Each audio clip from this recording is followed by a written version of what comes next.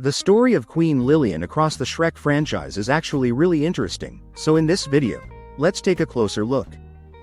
Unlike King Harold, who didn't come from royal heritage and was just an ordinary frog, Queen Lillian was always a princess. Harold was deeply in love with her, but he knew he couldn't truly be with her as a frog, so he made a deal with the fairy godmother to become a prince. Lillian never knew any of that. She fell in love with him completely unaware of his origins, but she genuinely loved him for who he was, even without knowing the full truth about his past. Eventually, they became the king and queen of Far, Far Away, and together they had their daughter Fiona. Everything seemed fine at first, until they discovered she had been cursed. By day, she was a princess, but by night, she turned into an ogre. They were terrified of people finding out, and they knew they had to do something before the whole kingdom learned the truth. That's when the fairy godmother started manipulating them, telling them that the only way to break Fiona's curse was to lock her away in a dragon-guarded tower, where she would stay until a prince came to rescue her and break the spell with true love's kiss. That prince was supposed to be her son, because that was her real goal. She wanted power, and she wanted her son to end up with Fiona so he could take the throne and become king. Heartbroken, King Harold and Queen Lillian ended up doing exactly that. They locked Fiona away in a tower guarded by a fierce dragon, believing they were doing what had to be done. Sleeping Beauty is having a slumber party tomorrow, but Dad says I can't go. He never lets me out after sunset.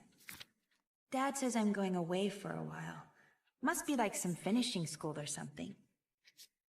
Mom says that when I'm old enough, my handsome Prince Charming will rescue me from my tower and bring me back to my family. And we'll all live happily ever after. But after a long time passed with no answer and nothing happening, with nobody coming to save her, Harold and Lillian got desperate. At one point, they almost signed a contract with Rumpelstiltskin to end Fiona's ogre curse in exchange for handing over the kingdom of Far, Far Away, but right when Harold was about to sign, they were interrupted by the news that Fiona had been rescued, which stopped them from making that deal. When we talk about Queen Lillian's personality, she comes across as someone really genuine. I mean, you expect me to give my blessings to this thing? Fiona does, and she'll never forgive you if you don't. She doesn't judge people based on appearances, and that already sets her apart from Harold in a big way. The first time Shrek shows up there with Fiona, Harold is very judgmental toward him, but Lillian reacts differently. She's surprised, sure, but she's also happy that her daughter is happy with him. This is Fiona's choice. Yes, but she was supposed to choose the prince we picked out for her. She clearly prioritizes her daughter's happiness over royal expectations or some idea of aesthetic perfection. So on one side, you have a parent who tries to control their daughter's choices and is very judgmental about who she ends up with. On the other side, you have a parent who genuinely cares about their daughter's happiness first.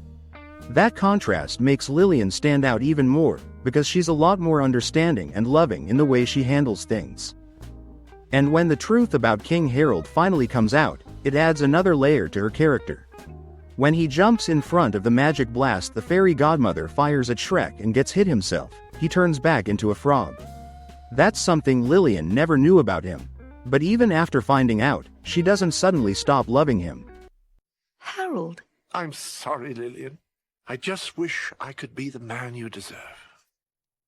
You're more that man today than you ever were. Warts and all. She still loves him for who he is, so it doesn't matter whether he's a human or a frog. To her, it's always been about the person, not the form he's in.